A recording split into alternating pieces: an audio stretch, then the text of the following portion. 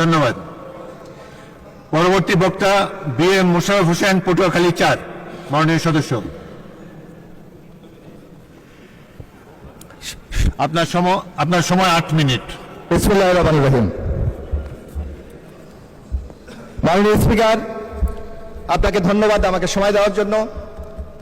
আমি আমার বক্তৃতার শুরুতেই আমি কৃতজ্ঞতা জানাচ্ছি স্বাধীনতার ঘোষক শহীদ রাষ্ট্রপতি জিয়াউর রহমানের প্রতি। আমি কৃতজ্ঞতা জানাচ্ছি আমাদের নেত্রী বেগম খালেদা জিয়া, যিনি আমি ছাত্র রাজনীতি শেষ করার পর আজকে আমাদের আমাদের মাননীয় চেয়ারম্যান, মাননীয় প্রধানমন্ত্রী জনাব তারেক রহমান আমাকে 2008 সালে প্রথম নির্বাচনে মনোনয়ন দিয়েছিলেন। আমি আমার নেতা জনাব তারেক রহমানের প্রতি কৃতজ্ঞতা জানাচ্ছি। মাননীয় স্পিকার, আমি এমন একটি আসন থেকে নির্বাচনে প্রতিদ্বন্দ্বিতা করে বিজয়ী হয়েছি, যে আসনে 46 বছর পর এই প্রথম বিএনপির একজন সংসদ সদস্য নির্বাচিত হয়েছে এবং এই আসনটি বাংলাদেশের মধ্যে অত্যন্ত গুরুত্বপূর্ণ। বাংলাদেশ যে কয়টি বিষয় নিয়ে গর্ব করে তার অধিকাংশ বিষয় আমার এই নির্বাচনী আসনে রয়েছে। বাংলাদেশের দ্বিতীয় সমুদ্র সৈকত কুয়াকাটা এই 114 পটুয়াখালী ৪ নির্বাচনী আসনে অবস্থিত। এখানে এই সরকারের আজকে যে বিদ্যুৎ সমস্যা, এই সমস্যার 2640 মেগাওয়াট বিদ্যুৎ আমার উপজেলা থেকে জাতীয় গ্রিডে দেওয়ার সক্ষমতা আছে। এখানে বাংলাদেশের একটা তৃতীয় সমুদ্র বন্দর আছে, কিন্তু সরকারের অবস্থানের কারণে বিশেষ করে গত ইন্টেরিয়াম গভর্নমেন্ট এটার কার্যক্রমকে বন্ধ রাখার কারণে এই সমুদ্র বন্দরটিকে সচল করা যাচ্ছে না। একদিকে যেমন আমার এই গৌরবের বিষয় আছে, অন্যদিকে আমার এখানে কিন্তু বহু কষ্ট বেদনার বিষয় আছে। কুয়াকাটা আমাদের জাতীয় সম্পদ, কিন্তু রাষ্ট্রীয়ভাবে এই কুয়াকাটাকে উন্নয়ন করার জন্য এখনো পর্যন্ত কোনো কার্যক্রম গ্রহণ করা হয় নাই। আমি মাননীয় প্রধানমন্ত্রী দৃষ্টি আকর্ষণ করছি, কুয়াকাটা যেমনিভাবে বাংলাদেশের একটি গুরুত্বপূর্ণ পর্যটন কেন্দ্র, যদি কুয়াকাটাকে আমরা একটি আন্তর্জাতিক মানের পর্যটন কেন্দ্র হিসেবে গড়ে তুলতে পারি, তাহলে যেমনিভাবে পর্যটকরা ওখানে আকর্ষিত হবে, যেমনিভাবে বিনিয়োগ ওখানে বাড়বে, তেমনিভাবে কর্মসংস্থান থেকে শুরু করে ওই অবহেলিত অঞ্চলে একটি অর্থনৈতিক গতি সেখানে সৃষ্টি হবে। আর আমি আরেকটু বিষয় আমি মাননীয় প্রধানমন্ত্রী দৃষ্টি আকর্ষণ করতে চাই, আমাদের ওখানে যে তৃতীয় সমুদ্র বন্দরটি আছে, এই সমুদ্র বন্দরটি যদি আমরা চালু করতে পারি এবং ওখানে যদি একটি অর্থনৈতিক অঞ্চল প্রতিষ্ঠা করতে পারি, তাহলে আমার মনে হয় ওখানে ব্যাপক কর্মসংস্থান সৃষ্টি করা যাবে, অর্থনৈতিক গতি সঞ্চার করা যাবে। আমি আমার বক্তৃতার শুরুতে আজকে মহামান্য রাষ্ট্রপতির উপর ধন্যবাদ প্রস্তাব, আমি মাননীয় রাষ্ট্রপতিকে ধন্যবাদ জানাই। আমরা দেখেছিলাম বিগত আওয়ামী লীগের 15 বছরে একটি ন্যারেটিভ বাংলাদেশে দাঁড় করাতে চেয়েছিলেন যে বিএনপি যখন 2001 থেকে 6 সাল পর্যন্ত ক্ষমতায় ছিলেন তখন বাংলাদেশকে দুর্নীতিতে চ্যাম্পিয়ন করেছিলেন, কিন্তু মহামান্য রাষ্ট্রপতির বক্তব্য এটা প্রমাণিত হয়েছে যে বিগত আওয়ামী লীগ সরকার শুধু বিএনপিকে মেলাইন করার জন্য পরিকল্পিতভাবে এই দুর্নীতির অপবাদ বিএনপির উপর চাপিয়েছিল। আমরা এখানে যারা আছে, যারা অর্থনীতির ছাত্র, তারা জানেন যে বাংলাদেশে দুর্নীতিতে চ্যাম্পিয়ন হয়েছিল 2000 সালে। অর্থনীতির সূচকে বলে যে বছর দুর্নীতির রিপোর্ট প্রকাশিত হয়, এই রিপোর্ট হলো তার আগের বছর, অর্থাৎ 1999 সালে, তখন ক্ষমতায় ছিল বাংলাদেশে আওয়ামী লীগ।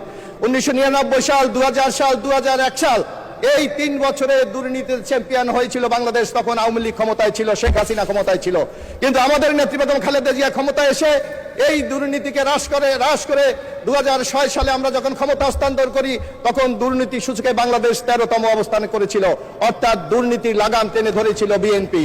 আজকে এমনি ভাবে এই গণতন্ত্রকে হত্যা করার জন্য, আজকে এই নির্বাচন ব্যবস্থাকে ধ্বংস করার জন্য গত আওয়ামী লীগ সরকার যে পদক্ষেপগুলি গ্রহণ করেছিল, এখানে আমি যারা আমাদের মাননীয় সংসদ সদস্য আছেন, আমি অত্যন্ত শ্রদ্ধার সাথে স্মরণ করতে চাই যে আজকে আমরা অনেক এখানে জাতীয় সংসদ সদস্য হিসেবে আছি, কিন্তু আমাদের অনেক সহযোদ্ধাকে কিন্তু আমরা হারিয়েছি, সেই কথাটাও কিন্তু আমাদের মনে রাখতে হবে।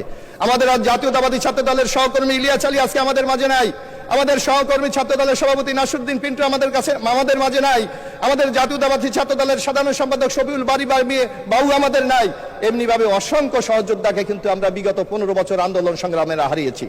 শুধু জাতীয়ভাবে এই অবস্থা, কিন্তু আমি যদি আমার এলাকার দিকে তাকাই, আমি যে নির্বাচনী এলাকা থেকে বিজয় হয়ে এসেছি, আওয়ামী লীগের 15 বছরে আমাদের 7 জন সহযোদ্ধাকে সেখানে হত্যা করা হয়েছে। আমি কৃতজ্ঞতা জানাই মাননীয় আমাদের প্রধানমন্ত্রীকে, প্রতি বছর এই শহীদ পরিবারের জন্য ঈদের সময় উনি যে ঈদের সামগ্রী পাঠিয়েছিলেন, তার জন্য ওই পরিবারগুলি আজকে আমি সুযোগ পেয়েছি, তাকে আমি বলছি তার প্রতি কৃতজ্ঞতা জানিয়েছে, তার প্রতি সন্তোষ প্রকাশ করেছে। মাননীয় স্পিকার, আজকে আমরা দেখেন এই নির্বাচনে আজকে অনেক সংস্কারের কথা বলে, কিন্তু মাননীয় স্পিকার আপনি জানেন যখন আওয়ামী লীগ ক্ষমতায় ছিল এই 5ই আগস্ট ঘটবে কিনা বাংলাদেশে আমরা জানি না। তখন আমরা দেখেছিলাম আমাদের নেতা মাননীয় প্রধানমন্ত্রী তারেক রহমান 2023 সালের 17ই জুলাই সর্বপ্রথম রাষ্ট্র মেরামতের জন্য 31 দফা কর্মসূচি ঘোষণা করেছিলেন। সেই কর্মসূচির আলোকে আজকে ঐক্যমত কমিশনের অনেক কিছু প্রস্তাব গৃহীত হয়েছে, কিন্তু আমি মনে করি তার মূল ভিত্তি রচনা করেছে আমাদের নেতা মাননীয় প্রধানমন্ত্রী জনাব তারেক রহমান। আজকে পত্রপত্রিকা যদি আমরা খুলি, সোশ্যাল মিডিয়া যদি আমরা খুলি, তারেক রহমানের প্রশংসায় আজকে পঞ্চবুক বলছে খাল খনন প্রকল্প আমাদের নেতা জনাব তারেক রহমান আবার শুরু করতে যাচ্ছে। ইনশাল্লাহ আগামী 16ই মার্চ দিনাজপুর থেকে এই প্রকল্প শুরু হবে। আমি মনে করি বাংলাদেশের ইতিহাসে একটি উৎপাদন ব্যবস্থাকে আমরা আরো বেশি বৃদ্ধি করার জন্য এই খাল খনন প্রকল্প বাংলাদেশে একটি টনিকের মতো একটি বিষয় হিসাবে আগামী দিনে কাজ করবে। মাননীয় স্পিকার, আজকে আমাদের নেতা জনাব তারেক রহমান ইতিমধ্যে আপনারা দেখেন বাংলাদেশে ক্লাইমেট চেঞ্জের যে অবস্থা, বিশেষ করে আমি যে এলাকার সেই কুয়াকাটা সমুদ্র উপকূলীয় একটি এরিয়া, সেখানে কিন্তু তাপমাত্রা ধীরে ধীরে বেড়ে যাচ্ছে। এখানে যে 2620 বিদ্যুৎ কেন্দ্র করা হয়েছে, সেখানে প্রতিনিয়ত আমাদের এলাকায় পরিবেশ দূষণ হচ্ছে, অথচ আমাদের নেতা তারেক রহমান ঘোষণা করেছেন যে মাননীয় সদস্য, আপনার সময় 2 মিনিট বাড়িয়ে দিয়েছেন, 2 মিনিটের মধ্যে শেষ করেন অনুগ্রহ করে। আশা করি ইনশাল্লাহ এই প্রকল্পগুলি যদি আমরা বাস্তবায়ন করতে পারি, ইনশাল্লাহ তারেক রহমানের নেতৃত্বে আমরা একটি নতুন বাংলাদেশ ইনশাল্লাহ আগামী দিনে আমরা পাবো। মাননীয় স্পিকার, আমি একটু আমার এলাকার দুই একটি সমস্যার কথা আমি বলতে চাই। এখানে আমার যারা মাননীয় সংসদ সদস্যরা আছেন, বাংলাদেশে প্রায় 455টি উপজেলা আছে, কিন্তু একটা মাত্র উপজেলার আমি বাসিন্দা, রাঙ্গাবালী উপজেলার কলাপাড়া রাঙ্গাবালী নিয়ে 114 পটুয়াখালী 4 নির্বাচনী আসন। সেই রাঙ্গাবালী উপজেলায় কোনো হাসপাতাল নাই। আমি মাননীয় স্বাস্থ্যমন্ত্রী, আমি প্রধানমন্ত্রীর দৃষ্টি আকর্ষণ করব, একটা মাত্র উপজেলা যেখানে কোনো হাসপাতাল নাই, অনিত বিলম্বে সেখানে যাতে একটি হাসপাতাল তৈরি করা যায় সেই ব্যবস্থা গ্রহণ করার জন্য আমি বিনীত অনুরোধ জানাবো। আমরা নির্বাচনে, আমি জানেন আমার ওখানে একটি থানা আছে, মহিপুর থানা। আমি আশা করি মাননীয় প্রধানমন্ত্রীর দৃষ্টি আকর্ষণ, নির্বাচনে আমাদের অন্যতম একটা কমিটমেন্ট ছিল এই থানাটাকে আমরা উপজেলায় রূপান্তরিত করব। আমি আশা করি নির্বাচনের অঙ্গীকারকে বাস্তবায়ন করার জন্য মাননীয় প্রধানমন্ত্রী জনাব তারেক রহমান প্রয়োজনীয় ব্যবস্থা গ্রহণ করবেন। এছাড়াও আমার এলাকায় নানা সমস্যা আছে, নদী ভাঙ্গন। আমার ওখানে রাঙ্গাবালী একটি উপজেলা, আপনারা জানেন সমুদ্র বেষ্টিত, যেমন সেন্ট মার্টিনে অনেকে গিয়েছে, হয়তো রাঙ্গাবালী যায় নাই। একটা সমুদ্র পাড়ি দিয়ে আমার একটা উপজেলায় যেতে হয়। সেখানে যদি 4টা ইউনিয়নে আমরা যদি একটা ব্রিজ করে দিতে পারি, তাহলে 4টা ইউনিয়নের মধ্যে কিন্তু একটা সংযোগ সড়ক করা সম্ভব। আমি মাননীয় স্থানীয় সরকার মন্ত্রণালয় আছে, ইতিমধ্যে সেই মন্ত্রণালয়ে ইতিমধ্যে প্রকল্প জমা আছে। 160 কোটি টাকা যদি দেওয়া যায়, তাহলে সেই ব্রিজটি করে 4টা ইউনিয়নের মধ্যে একটা আমরা সংযোগ সড়ক গড়ে তুলতে পারি। আমি আজকে এই সংসদের মাধ্যমে আমি আবারও মাননীয় প্রধানমন্ত্রী আমাকে নমিনেশন দিয়ে আজকে এখানে বিজয় করে আনার জন্য তার প্রতি কৃতজ্ঞতা জানাচ্ছি, এবং আগামী দিনে যে একটি সুখী সমৃদ্ধ বাংলাদেশ গড়ে তুলবে, সেই বাংলাদেশ গড়ায় তার একজন সহযাত্রী থাকার অঙ্গীকার ব্যক্ত করে আমার বক্তব্য এখানে শেষ করছি। শহীদ জি অমর খালেদা জি। ধন্যবাদ মাননীয় সদস্য। সংসদের বৈঠক আগামী 15ই চৈত্র 1432, 29শে মার্চ 2026 রবিবার বিকাল 3 ঘটিকা পর্যন্ত মুলতবি করা হলো। আপনাদের সহযোগিতার জন্য ধন্যবাদ। আপনাদের সবাইকে অগ্রিম ঈদ মোবারক জানাচ্ছি। আসসালামু আলাইকুম। বাংলাদেশ জিন্দাবাদ।